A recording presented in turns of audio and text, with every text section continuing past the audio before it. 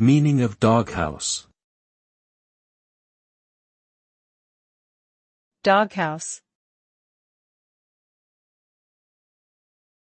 Doghouse.